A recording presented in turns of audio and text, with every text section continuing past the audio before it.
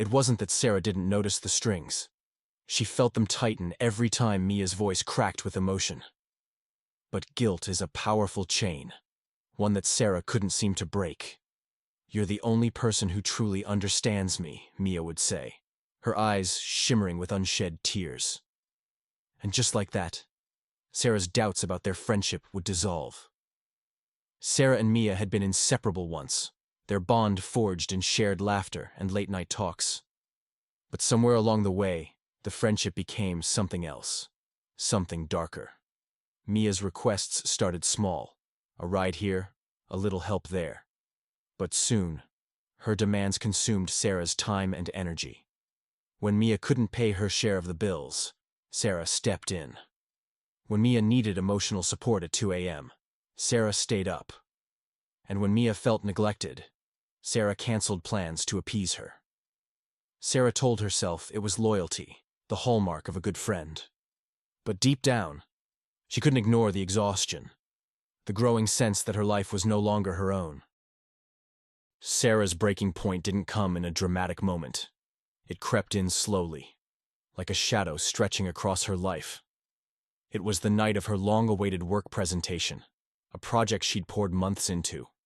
Moments before she left, her phone buzzed. It was Mia.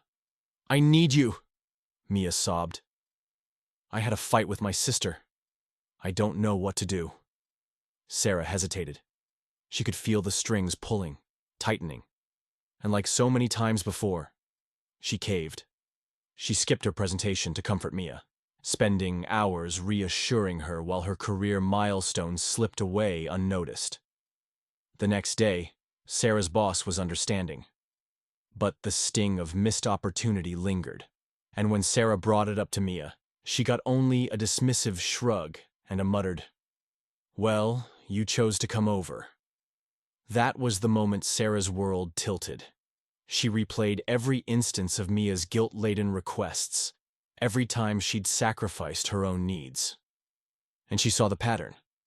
Mia's needs were less about friendship and more about control. It wasn't easy, but Sarah decided to confront Mia.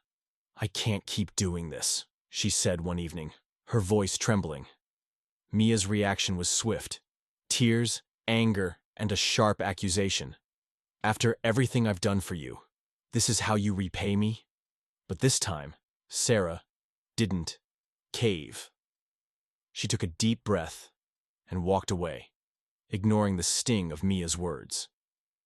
Later that week, Sarah ran into an old mutual friend of theirs, Emily. As they caught up, Emily shared something that made Sarah's stomach drop. "You know Mia said the same things to me, right? That I was her only real friend? That she couldn't do anything without me?" It was like a mirror shattering. Mia hadn't just manipulated Sarah, she'd done it to others. The realization was both painful and freeing. Sarah wasn't the problem. Mia's patterns were. Manipulation thrives on guilt, and manipulators often leave a trail of victims in their wake. If you feel like someone's pulling your strings, step back and look for the patterns. It takes strength to cut those strings, but freedom is worth it. Don't let guilt control you. Take back your power. If this story resonates, share it with someone who needs to hear it. Because breaking free from manipulation starts with awareness.